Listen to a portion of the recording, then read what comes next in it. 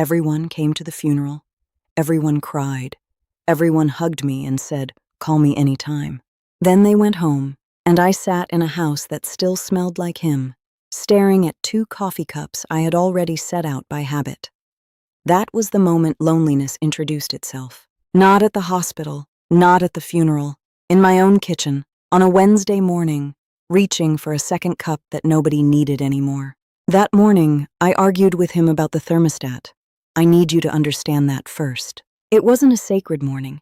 I wasn't looking at him a little longer or holding his hand a little tighter because somehow I knew. There was no warning. I was annoyed about the thermostat. He made a joke I didn't laugh at, and then he went to his chair. That was the last ordinary moment of my life. By 2 in the afternoon, he was gone. His heart. Fast. The doctors called it mercifully quick, a phrase that means absolutely nothing to the person sitting in a hospital hallway being handed a plastic bag of his belongings. His wallet, his watch, his reading glasses, folded up like groceries. And then they handed me paperwork. That's the part nobody talks about. Grief begins with administration. Within hours of losing the person you built your life with, someone hands you forms to fill out. Insurance, legal, what to do with a body. And you have to think clearly. You have to spell your own name correctly. I drove myself home. I don't remember doing it. I walked into the house. The thermostat was still set to 74 degrees. I stood in the hallway for a very long time. By the next morning, my house was full of people, family, friends, neighbors I hadn't spoken to in years. Someone brought a casserole. Then 5 more people brought casseroles. And I'm standing in my own kitchen thinking, I haven't eaten in 2 days, and I have 9 casseroles, and none of this makes any sense. Here's what nobody tells you about those first few days.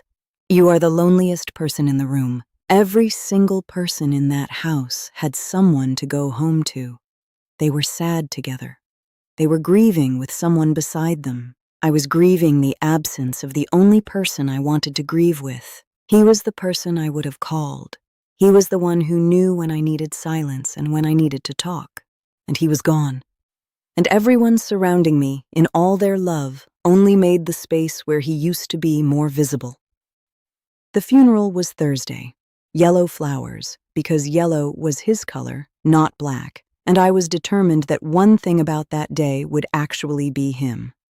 People said beautiful things. Some of them were even true. And then they left, one by one, then in groups. Then the last car backed out of the driveway and the door closed and the house was so quiet I could hear the refrigerator.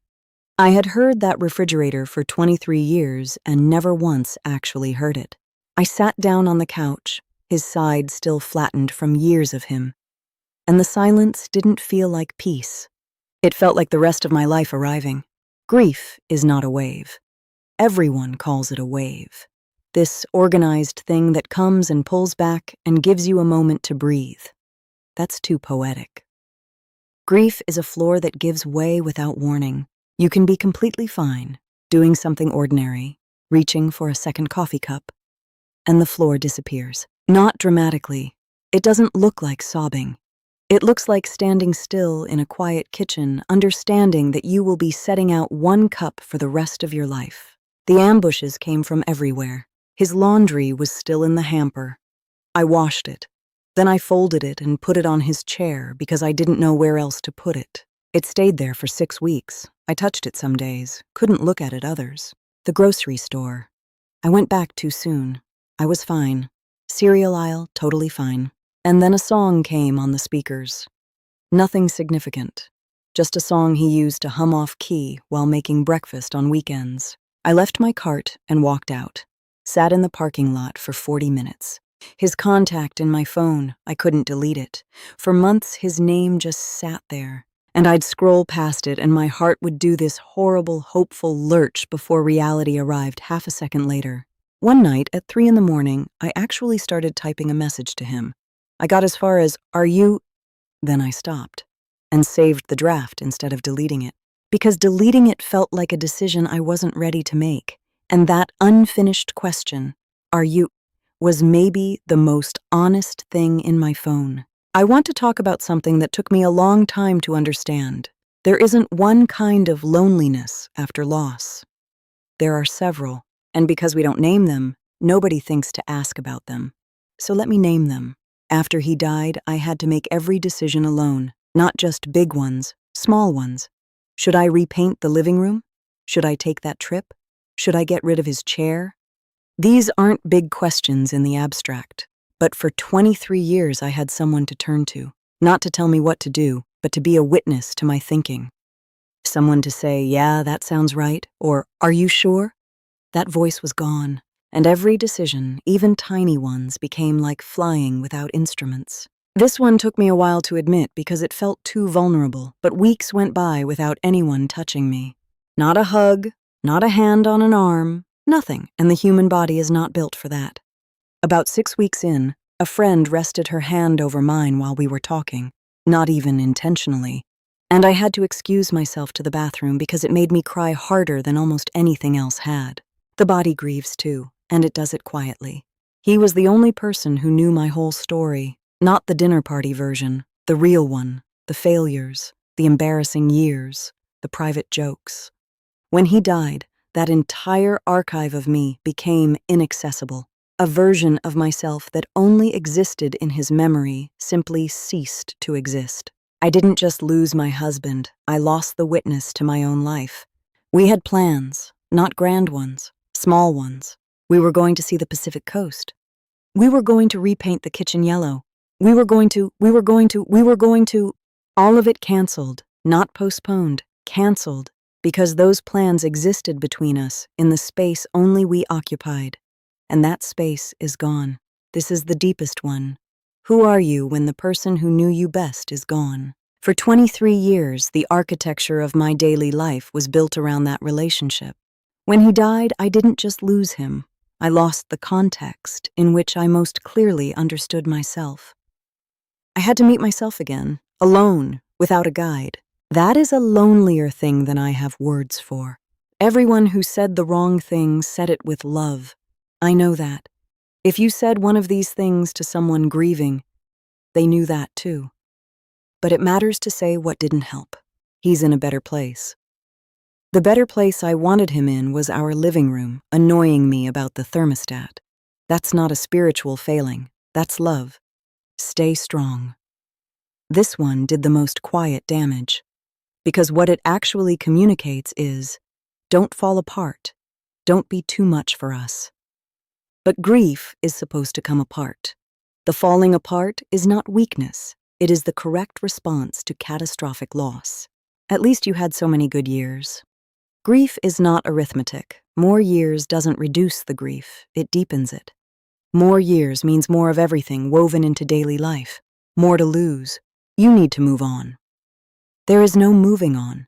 There is only moving forward. And forward doesn't mean away. It means carrying it with you into what comes next. Now, what actually helped? A friend drove to my house on a random Tuesday. I hadn't called her. She brought nothing. She sat on my couch, didn't ask how I was doing, didn't fill the silence with advice or plans. She just stayed for 2 hours until I seemed ready for her to leave. That was the most healing thing anyone did for me in the entire first year.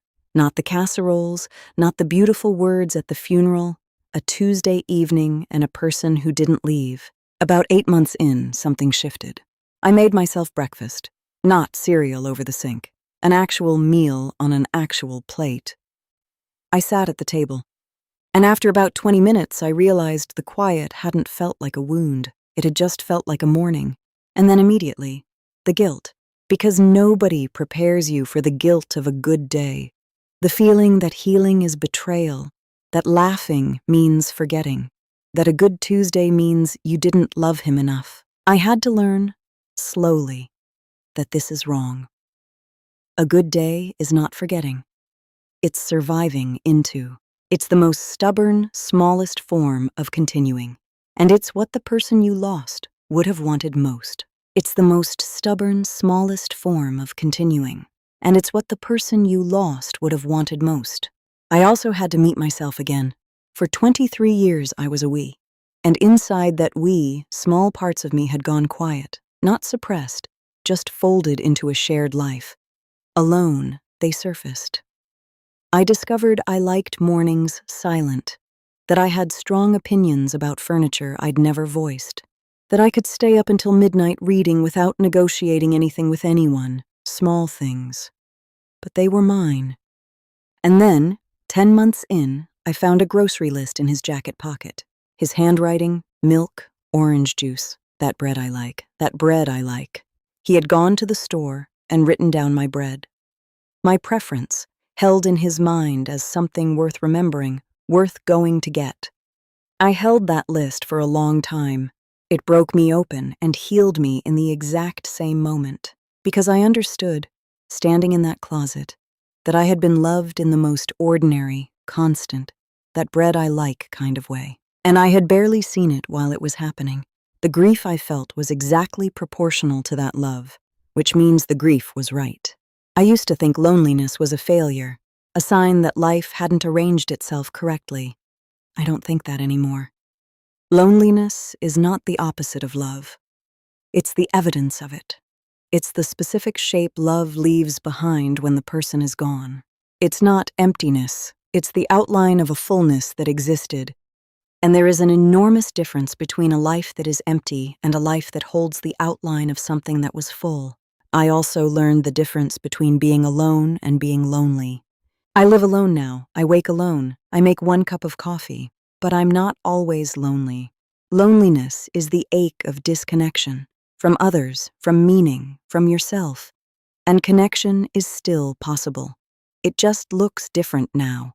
It looks like a friend who stayed on a Tuesday. It looks like writing things down at midnight. It looks like finding a grocery list and understanding, finally, the size of what you had. I still set out 2 cups sometimes. Not every morning, but sometimes. Because those 23 years happened. And the thermostat argument happened. And that bread I like happened. And I was known by someone in the small, daily, irreplaceable ways that actually constitute a life. Grief doesn't end. It changes shape. It becomes less like a wound and more like a scar, present, part of you, but no longer bleeding. You learn to carry it not as a burden, but as a record. That's what loneliness really means. I loved someone enough that their absence rewrote the world, and I wouldn't undo it. Not for any amount of quiet. In that house. In that first silence. In that grocery store aisle. Lying on your side of the bed, negotiating with the empty side. Holding a phone with a message that begins, Hear this. You are not broken. You are bereaved. Those are 2 completely different things. Broken means something went wrong.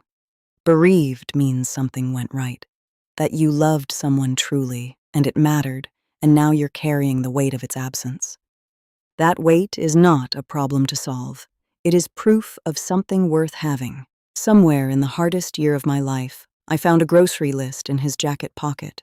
It broke me open and put me back together at the same time. That's what grief does if you let it. It breaks you open. And then, very slowly, very quietly, on a random Tuesday, it puts you back together. If this reached you, share it with someone who needs it. And if you're in the middle of this right now, leave a comment. You are not alone in this.